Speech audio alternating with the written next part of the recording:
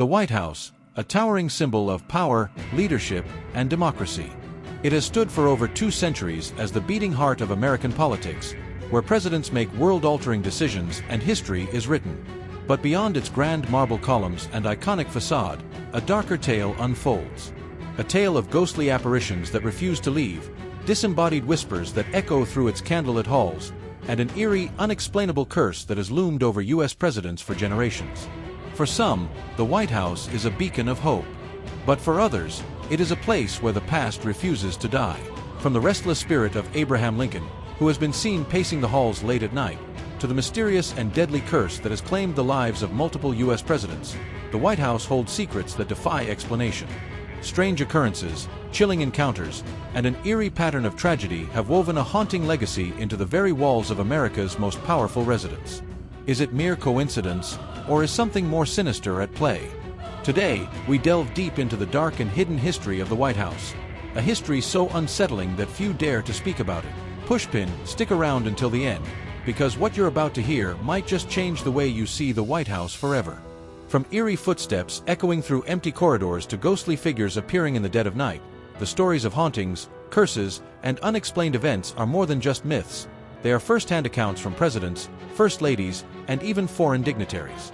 And by the time we reach the final tale, you might just start to wonder, is the White House truly haunted? If there's one spirit that refuses to leave the White House, it's Abraham Lincoln.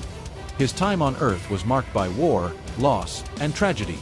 But even in death, the 16th President of the United States seems to have unfinished business.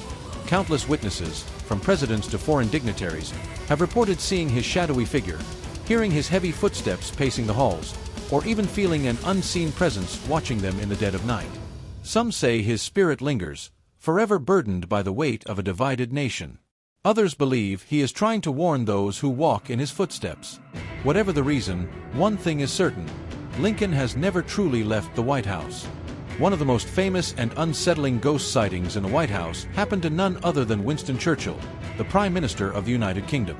Known for his sharp wit and fearless demeanor, Churchill was not a man easily rattled, until one eerie night during a visit to Washington, D.C.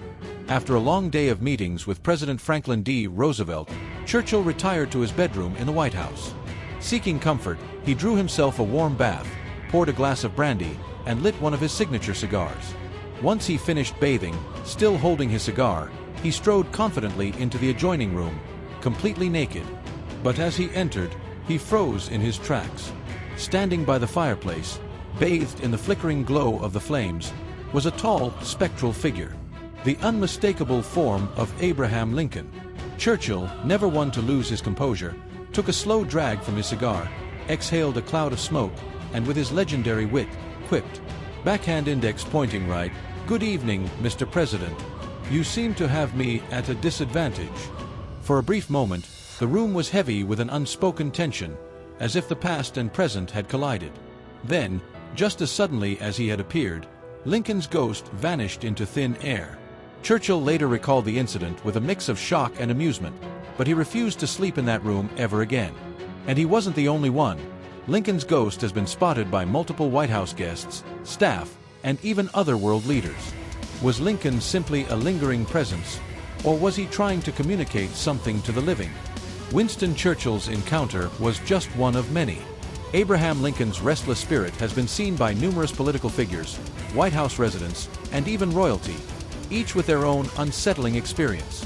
First Lady Grace Coolidge's testimony. One of the earliest recorded sightings came from Grace Coolidge, the wife of President Calvin Coolidge. She claimed to have seen Lincoln standing near a window in the Oval Office, gazing out with a solemn expression, as if lost in deep thought or mourning. Was he looking for something? Or was he forever watching over a nation he fought to keep united? President Theodore Roosevelt's chilling encounters. Even the famously bold and fearless Theodore Roosevelt admitted to feeling a strange, ghostly presence in the White House. Though he never saw Lincoln directly, he often spoke of an eerie energy in certain rooms, particularly the Lincoln bedroom, where many believe the 16th president still lingers. Queen Wilhelmina's frightening experience. But perhaps one of the most terrifying encounters involved Queen Wilhelmina of the Netherlands during her stay at the White House. Late one night, she was awakened by the sound of a firm knock on her bedroom door. half asleep and confused, she opened it, only to come face to face with a tall, shadowy figure wearing a top hat. Before she could react, her body froze in fear, her vision blurred, and she collapsed unconscious onto the floor. When she awoke, the ghostly visitor had vanished, but she had no doubt about what she had seen. It was Abraham Lincoln. Ghosts aren't the only thing haunting the White House, because lurking beneath the shadows of history lies a deadly pattern that has plagued U.S. presidents for nearly 2 centuries. Known as the Curse of Tippecanoe, this eerie phenomenon is said to have begun with a Shawnee leader's dying curse, condemning every president elected in a year ending in 0 to a tragic and untimely fate. From William Henry Harrison's sudden death in 1841 to John F. Kennedy's shocking assassination in 1963, the list of victims is chilling. Was it mere coincidence, or is there something sinister woven into the very fabric of the presidency?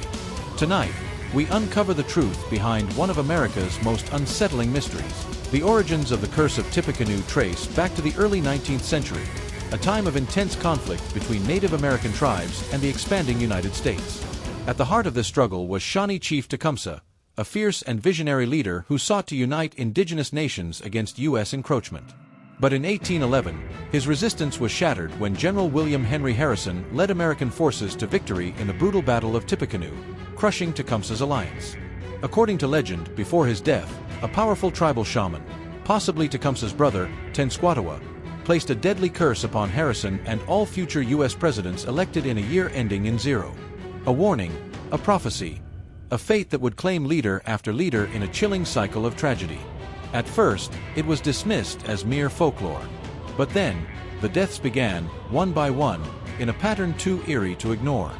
Since 1840, a chilling pattern has emerged, one that has claimed the lives of multiple U.S. presidents, all elected in a year ending in 0. It began with William Henry Harrison, who, after delivering the longest inaugural address in history on a cold, rainy day, fell ill and died just 31 days into his term, marking the shortest presidency ever. Then came Abraham Lincoln, whose leadership through the Civil War ended in assassination at Ford's Theater in 1865. The pattern continued with James Abe Garfield, shot in 1881, dying after months of agony, followed by William McKinley, assassinated in 1901. In 1923, Warren G. Harding died suddenly under mysterious circumstances, sparking rumors of poisoning and conspiracy. Even the seemingly invincible Franklin D. Roosevelt succumbed in 1945, and of course, the most infamous of all, the tragic assassination of John F. Kennedy in 1963. 7 presidents, 7 untimely deaths, all tied to the eerie cycle of the Curse of Tippecanoe. Was it merely coincidence? Or was something far more sinister at play? For more than a century, the Curse of Tippecanoe seemed unstoppable, claiming president after president in a chilling cycle of death. But in 1980, something changed. Ronald Reagan, elected in a 0-ending year, became the first to defy fate, but not without a close call. In 1981, an assassin fired 6 shots at him, one piercing just an inch from his heart. Reagan survived, leading many to believe the curse had finally been broken. Then came George W. Bush, elected in 2000, who also faced multiple assassination attempts but emerged unscathed. Has the deadly curse truly ended? Or is it merely biding its time, waiting for the right moment to strike again? After all, history has a way of repeating itself. Thanks for watching. Don't forget to like, subscribe, and hit the bell for more chilling mysteries. See you in the next one.